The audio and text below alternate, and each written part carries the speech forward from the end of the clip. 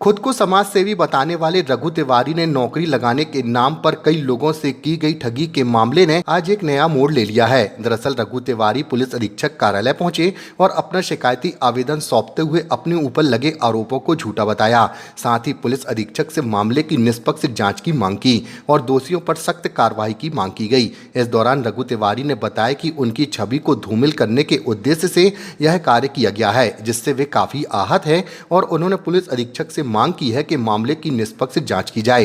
दरअसल विगत बुधवार को एएसपी सूर्यकांत शर्मा को एक लिखित शिकायत दी गई थी, जिसमें बताया गया था कि रघु तिवारी जो खुद को समाज सेवी बताते हैं, उनके द्वारा नौकरी लगवाने के नाम पर पैसे ले लिए गए हैं। जब कुछ दिन तक इंतजार करने पर कुछ नहीं हुआ और जब पैसे वापस मांगे गए तो रघु ने उन्हें धमकाना शुरू कर दिया। तो वही मामले में अतिरिक्त पुलिस अधीक्षक सूर्यकांत शर्मा का कहना है कि मामले की बारीकी से जांच की जा रही है और जो भी दोषी होगा उसके खिलाफ कार्रवाई की जाएगी। एक्चुअली 2 दिन पूर्व माननीय अधीक्षक महोदय की अनुपस्थिति में सूर्यकांत शर्मा जी उप अधीक्षक महोदय जी को एक शिकायत पेश की गई। तो उस शिकायत में ये कहा गया था कि रघु तिवारी ने अनुकंपा नियुक्ति लगाने के लिए 3 लाख रुपए की डिमांड की थी। ये पूरी तरीके से एक झूठी शिकायत और मेरी कहीं ना कहीं राजनीतिक छवि धूमिल करने का प्रयास किया गया था। एक्चुअली मामला ये था कि 2019 से निशांत लोधी उर्फ राजा शिकायत करने आया था। उसकी अनुकंपा नियुक्ति उनके पिताजी का देहांत 2019 में सीओडी फैक्ट्री के कार्यरत दौरान हो गया था, जो नियम तरीके उनको नौकरी मिलनी थी। तो 2019 में प्रयासरत थे, उनको नौकरी नहीं मिली। तो 2025 में उन्होंने मेरे संपर्क किया अक्टूबर नवंबर। रूपा अरोड़ा मेरे पास लेके आई। रूपा अरोड़ा का किराएदार है निशांत लोधी। तो मैंने बोला ठीक है, इस पर तुमको नौकरी मिलती है, कोर्ट में केस फाइल करेंगे। कोर्ट में केस फाइल किया गया। हमारे साथी ने केस फाइल किया और वहां पे जीता भी। जीतने के बाद 13 फरवरी को एक आदेश माननीय उच्च न्यायालय के द्वारा सीओडी हेड ऑफिस दिल्ली को और जबलपुर को दिया गया कि 3 माह के भीतर उचित कार्रवाई करके की जाए। उस आदेश को हमने उसे दिया और हमने बोला कि इस आदेश की कॉपी अपने डॉक्यूमेंट के साथ संलग्न करके सीओडी फैक्ट्री में जाके सबमिट कर देना। उसने उस समय उसने उस आदेश को, माननीय उच्च न्यायालय के आदेश को फर्जी बताया, उसने और उसके जीजा ने। तो मैंने बोला ठीक है, अगर तुम्हें आदेश फर्जी लगता है तो मेरे खिलाफ शिकायत कर दो। उसने शिकायत नहीं की। उसने कोर्ट के 3 महीने का समय खत्म होने का इंतजार किया। जैसे 3 महीना खत्म हो जाता है तो उसके बाद उसने क्या किया कि 14 फरवरी को मेरे को फोन किया। मेरे को फोन करके एक्सटॉर्शन करता है, धमकी देता है।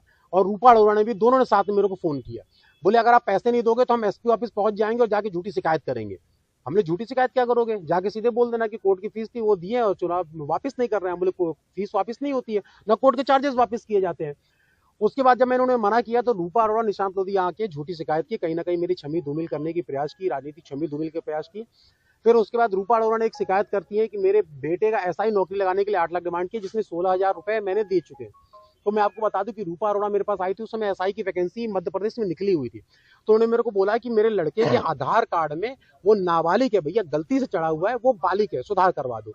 तो प्रोसेसिंग फीस, मैंने वकील साहब से बात किया। वकील साहब ने बोला कि नगर निगम ये वो, फिर एफिडेविट बनेगा, सब बनेगा। मैंने अपने भोपाल मित्र से बात किया तो उन्होंने बोला 16,000 हमारी फीस है। बोले ठीक है। उन्होंने मेरे को 1 हफ्ते बाद जानकारी ये देते हैं कि रघु जो इसमें डेट ऑफ बर्थ निकला है, लिखा हुआ है ना, वो सही है, औरत तुमसे झूठ बोल रही है।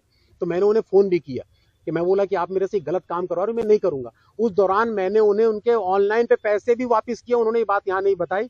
और उन्होंने जितने दोनों व्यक्ति ने आए थे, यहाँ पे उच्च न्यायालय की बात नहीं बताई, यहाँ पे उन्होंने केस की बात नहीं बताई। पूरी तरीके से उन्होंने मुझे भी एक्सटॉर्शन किया, शासन प्रशासन को भी गुमराह किया, झूठी शिकायत दर्ज कराई। तो आज इसी के समक्ष मैंने पूरा यहाँ पे एक आवेदन बना के एक ज्ञापन एसपी साहब को दिया हुआ है। उनकी प्रतिलिपि मैंने आईजी, डीजीपी, डीआईजी सबको प्रेरित किया हुआ है।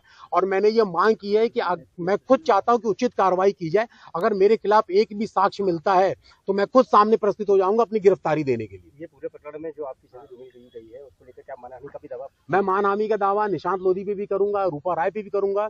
और जैसा कि आज आप लोग उपस्थित है, आप लोग भी जानते हैं कि शहर में कुछ बहुत अच्छे अच्छे यूट्यूब चैनल भी चल रहे हैं जो आज के डेट में लोगों को जजमेंट दे देते हैं। जैसे कुछ चैनल ने मुझे जजमेंट पेश कर दिया कि मैं आरोपी रघु तिवारी हूं। तो मैं आपसे भी जानना चाहता हूं और हमारे जबलपुर संस्कारधानी की जनता से भी जानना चाहता हूं कि अगर शिकायत आती है तो क्या हमारे मीडिया के वो भाई बंधु जो यूट्यूब पे चैनल चला रहे हैं, क्या पता उनका रजिस्ट्रेशन है नहीं है, क्या मुझे वो आरोपी सिद्ध कर सकते हैं? क्या वो जजमेंट ले सकते हैं? क्या वो जज बैठे हुए कि वो एक न्यूज चैनल चला रहे हैं? उन्होंने मुझे कैसे बोल दिया कि तुम आरोपी हो, आरोपी रघु तिवारी? तो मैं उनके खिलाफ भी मानहानि करूंगा।